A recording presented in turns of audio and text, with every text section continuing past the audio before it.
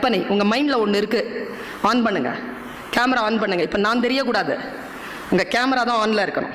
2 நிமிஷம். ஒரு பொட்டல் காடு, ஓரத்தில் ஒரு மரம், அதை தாண்டி ஒரு காடு.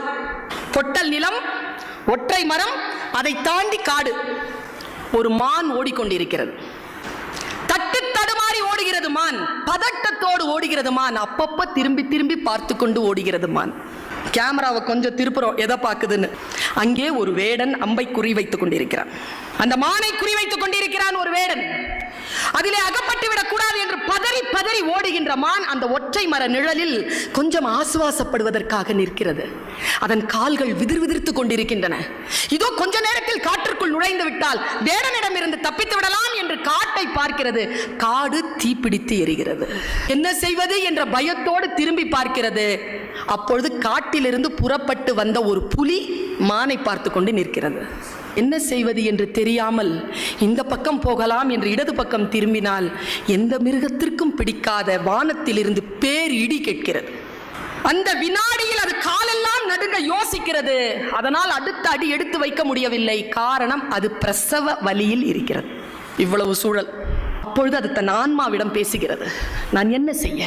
ஆன்மா அதனிடத்தில் கேட்கிறது, ஏ மானே, திரும்பி வேடனிடத்தில் போய் அடிபட்டு சாக போகிறாயா?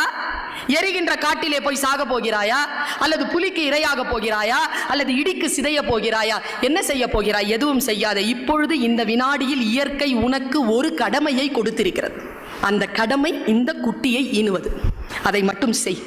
ஆன்மா கட்டளையிடுகிறது. அந்த ஆன்மாவின் கட்டளைக்கு அடிபணிந்த அந்த மான் எல்லா பேராபத்துகளையும் மறந்துவிட்டு குட்டியை ஈனுவதில் தன்னுடைய கவனத்தை செலுத்துகிறது.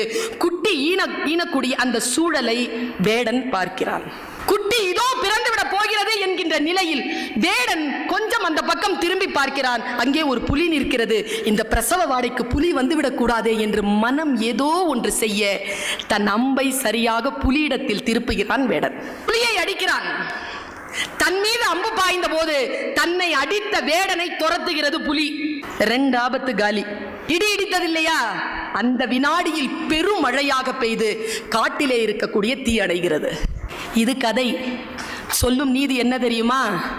நீ உன் கடமையை முழுமையாக செய்தால் உன்னை சுற்றி இருக்கக்கூடிய பேராபத்துகளை இயற்கை பார்த்து கொள்ளும் என்கின்ற ஆழம். நம் மனம்தான் நமக்கு குரு, நம் மனம்தான் நமக்கு தலைமை. இந்த தலைமை சரியாக இருந்தால் சுற்றுச்சூழலும் சமூக தொண்டும் மிக சீரிய அளவில் இருக்கும்.